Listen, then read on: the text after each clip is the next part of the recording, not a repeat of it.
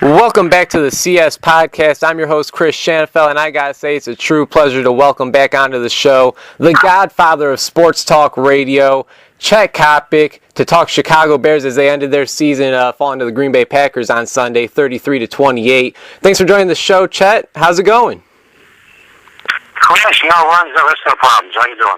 Hey, I'm doing great. Now, maybe you can tell me what went wrong with our defense. I mean, for the first time in team history, they allowed at least 21 points a game this season. They can't get to the quarterback. Is it because they're up there in age? Do we blame it on the injuries? And I got to tell you, Chet, I don't even want to talk about safeties Major Wright and Chris Connie. So again, what was the problem with the Chicago Bears defense this season? Or is the better question, what wasn't the problem with the Chicago Bears defense this season, Chet? Well, I mean, you're probably, Chris, we could probably do 2 hours on the Bears defense.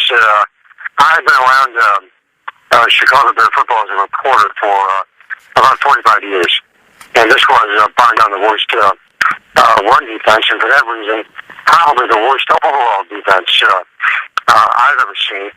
I mean, there are a lot of things we can talk about. For example, whether this is Trestman's hire or Phil Emery's hire. They brought in Mel Tucker to coordinate the defense. Now, Mel Tucker at Ohio State is a highly successful D coordinator running a 3-4. They brought him in running a 4-3, and, when Tucker arrived, the first thing he did was almost apologize because he was going to stay with a 4-3, for the comfort of his athletes. Then, Julius Peppers should be ashamed of himself, the season end. Tillman goes down. You have injuries here, injuries there. It was just almost impossibly bad against the run. I mean, it made Barry Sanders out of running backs every week. I mean, for example, I heard something Sunday night. I was doing Brooke and Ellis' show on Fox, which I love doing, but prior to that, on some newscasts I heard, the Bears did a reasonably good job of containing the Green Bay ground game. However, the Green Bay ground game, 180 yards against these suckers. So, this is going to be a very engaging offseason. What's going to transpire with Lance Briggs, what's going to happen with Peanut Tillman. They have got to get somebody who can apply pressure on the quarterback. They've got to raise goodbye to Peppers. Linebacking has to be addressed. While Bostic is good, he is still limited as far as I'm concerned. So, Chris, as I mentioned, we could do 2 hours on the Bear defense and probably still have no completely viable solutions. You're absolutely right on that, Chet. And coming into this season with a new head coach in Mark Trestman, we heard a lot of, how this guy is an offensive genius and a quarterback guru. Looking at the season as a whole, I got to admit I'm impressed with what Mark Trestman has been able to do with this Bears offense. The way, Jay Cutler, this was his best year in Chicago. Props to Phil Emery for trading for Brandon Marshall, drafting Alshon Jeffrey last season, signing tight end Martellus Bennett in free agency. I got to admit he's really surrounded Cutler with a bunch of talent, and that's without mentioning Matt Forte and the offensive line, who are just great this season. Am I giving Mark Trestman a little bit too much credit for this Bears offense, Chet, or were you surprised at all? Yeah, I mean he's the same guy who attempted a field goal in Minnesota. I struck him down from 46 yards. But I mean, on balance, offensively speaking, I thought Trestman did a very good job. I think he was able to navigate within the very confused cranium of Chet Coppock. I thought his handling of Josh McCown was nothing short of brilliant. Again, you mentioned Matt Forte. Matt Forte moved up a notch into the category of the elite running back this year. The job he gave the Bears. The best I've ever seen Matt play football. And, this club next year, I think is going to be in something of a rebuilding phase with its defense. Do I think it'll catch Green Bay next year? No, I really don't. I mean, as long as Aaron Rodgers is in Green Bay, and as long as Jay Cutler's in Chicago, you've got issues. I mean, this seems almost incomprehensible. I mean, Chris, this reminded me of how Bart Starr used to dominate the Bears. It's just unthinkable to me that the company is 1-9 against Green Bay. And, I'm not going to lay the blame for some of these losses at the foot of Cutler, but I mean, the fact is, I don't think Cutler makes that play that Aaron Rodgers made with 40 seconds left on the clock when he threw downfield to Cobb. Now, you can blame a secondary mix-up, whatever the case may be, but, It was pretty much just like, I believe it was fourth down, and, Cutler launches the football down the field when you have Matt Forte right there, 5 yards deep, wide open. Talking a little bit about this past Sunday's Packers-Bears game. Correct me if I'm wrong, Chet, but you were indeed at this game at Soldier Field, correct? Oh, yeah. Yeah, that was, according to my scorecard, my unofficial scorecard, that was the 88th Green Bay Bear game I've attended in my lifetime. And, wow, 88th. Well, what was the atmosphere like during the biggest bonehead play of the season in all the NFL, and that was when Peppers forced Rodgers to fumble the football, and it looked like James Anderson thinks about picking it up, but he just says, the hell with that. First of all, Chris, people were really bad. And I was sitting in the press box with Ira Miller, one of the great sports writers in the business, and Fred Mitchell from the Tribune, and Rich King was a couple of seats down. I looked over at King, and I said, it's got to be a fumble. There hasn't been a whistle. And he said, no, it's got to be a forward pass. I don't think the officials did a real good job of offering up an immediate explanation as to what had transpired. The only thing I knew was I knew it had to have been a fumble because there was no whistle. No official moved in to pick up the football for a respot. But, maybe it tells you something about the ball club. I don't think, for example, the 85 Bears, and, I hate to always relate things to Victor's club, but the 85 Bears would have been all over that football. They would not have let that happen. This club, I think in some respects, with both clubs, that, it was a game to be played, and that I don't think the Bears are especially distraught that they're not moving on into the playoffs. I never felt this team had real killer instinct. And conversely, with Green Bay, I think they thought, hey, we're lucky to be here. We're lucky that Aaron's playing. But if we get beat, hey, we go to the golf course. So this game did not have the physical edge to it, or the sense of anger and hostility that one would normally equate, Chris, with a Bear Packers. With 46 seconds remaining in the game, Packers offense is driving down the field. Aaron Rodgers throws a 48-yard pass on the run to a wide-open Randall Cobb for a touchdown. That would ultimately end the game 33-28. Now, I haven't seen many close Bears-Packers games, Chet. I mean, it seemed like in the early and mid-2000s, the Bears dominated, and then once Rodgers got the nod as Packers starting quarterback, he has been dominating us. With that being said, sadly, I think this was the greatest Bears-Packers game I have ever seen. Now, you just mentioned that you've seen, over 80 Bears-Packers games. Is there one of those 80-plus games that sticks out to you more than others? Oh, sure. I was in Lambeau Field in '63 when the Bears knocked off Green Bay with the Pack coming in as two-time defending NFL champions. But the game that I always remembered one, Chris, and I wrote about this for ChicagoBears.com. In '63, 5 days before John F. Kennedy was assassinated in Dallas, the Bears hosted Lombardi at Wrigley Field. And Wrigley Field was so cozy and so loud, but I never, and I went to a lot of games at Cubs Park, which tell you how, freaking old I am, for God's sakes. But, you cannot imagine what the noise level was like, what the rush of energy was like, and, the Bears kicked off, and Herb Adderley, who's a Hall of Fame defensive back, fumbled the ball, and then was stopped on the 20-yard line with a wicked open field tackle by J.C. Caroline. The Bears won the ball game 26-7. I just never seen a crowd of the Bear Packer game as frenzied as that crowd was. But that being said, if you want to talk about, legitimately pure entertainment value, this game this past Sunday was awfully hard to beat. It was terrific. I mean, both clubs are moving the football. There were plenty of big plays.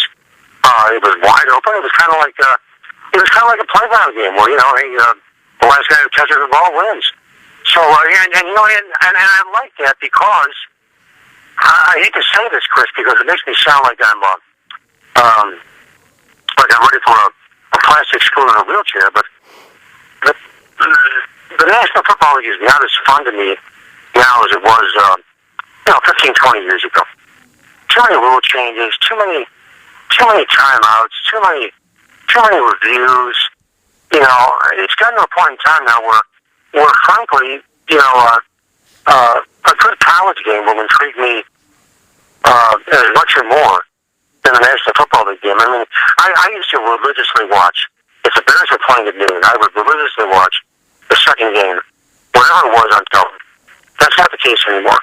Now it's got to be Peyton Manning, or it's got to be something that intrigues me. I'll watch if it's the Giants because I have ties in New York. But really, I think the National Football League is going to take a long look at where the product is, because I just don't think the game as we know it today is as fan pleasing as it was 15, 20 years ago. But Chris, you know this. I think most of your listeners know this. If there were no gambling, if there was no gambling on pro football would be women's soccer. The game is driven. The game is not driven by stars. The game is not driven by colorful uniforms and sideline reporters. It's driven by gambling. I mean, Las Vegas doesn't go to the Bellagio because of Major League Soccer. It goes because of people who gamble on college or pro football. Mm-hmm. So, and that's not to say that I gamble heavily, because I don't. I'll make an occasional play for fun and kicks, that type of thing. But never lose sight of the fact that if there was no gambling on pro football, Chris, I'm telling you, TV ratings would drop 35 to 40%. Wow. And also throwing fantasy football, which has become new age gambling. Yeah, you got that right. New age gambling. You certainly got that right. All we hear about nowadays is the set your lineup, blah blah blah. It's getting pretty old to me, Chet. I don't know about you.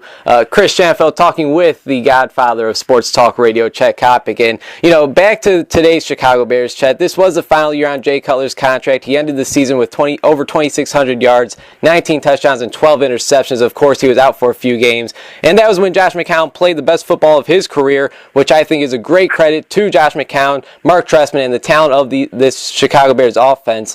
What do you think the Bears are going to do with Cutler this offseason? Do they let them go, sign him to a deal, place him to a franchise tag? What do you think? Sunday night when I was on with Canellis, I was talking with Tom Thayer after I got done. I said, Double T, what would you do? He said, I'd bring him back. And, initially when I went on here with Lou and with Mark Silverman, I said, let him go, give the ball to McCown, sign a quarterback to back up Josh in free agency, and then, draft a kid coming out of college who you can groom for a couple of years and will take over your top job.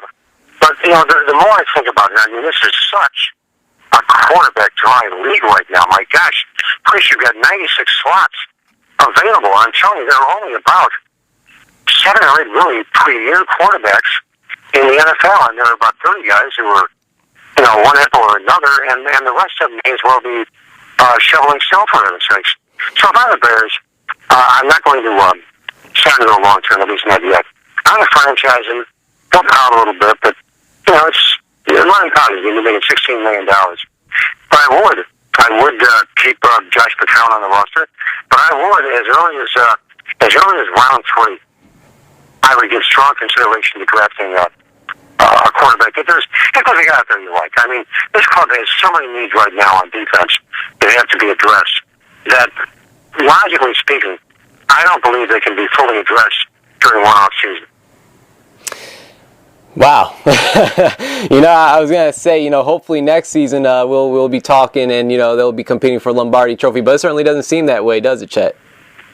Chris, I don't want to push the ball. This team is not going to compete for the Lombardi Trophy next year. But you know what? Let me tell you something awfully stupid.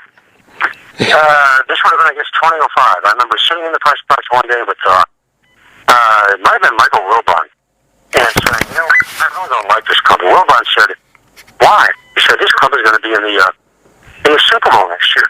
The quarterback was Rex Grossman. Rex Grossman, and they went to a Super Bowl. So, if you told me that during this offseason that Emory, with 7 or 8 basic problems, could bring in a guy who shores up your linebacker trio, could bring in a strong safety who could replace Cotty or Wright, or somehow replace both of them. If you tell me you could a strong pass rusher and get Peppers off the books, and if you could solidify your defensive line, it's a funny league. Jim thinks the late general manager of the Bears, Chris, told me a great story back a lot of years, like 1975 when I was the public address announcer for the Bears. He said, kids, the fine line between Team 1 and Team 32 is paper thin. And when you get back down to it, there's a lot to be said for that. Are the Green Bay Packers significantly better than the Bears? You gotta be kidding. Green Bay Swiss cheese, for heaven's sakes. But, they've got the quarterback. They have a magic quarterback.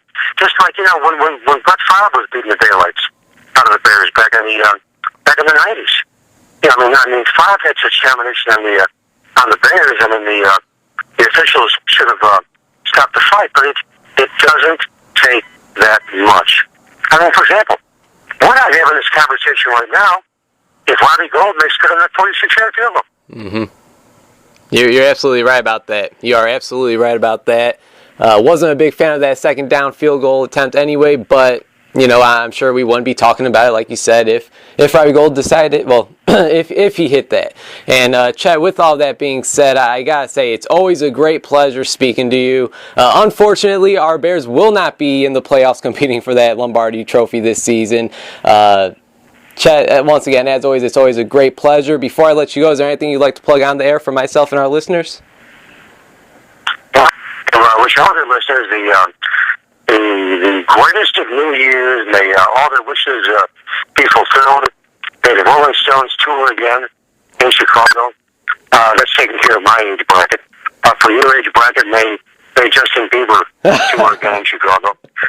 No, listen, Chris, it's always a pleasure coming on with you. You're a great pro, great young man with a marvelous future ahead of you. And anytime you want me on your show, I'll always be available.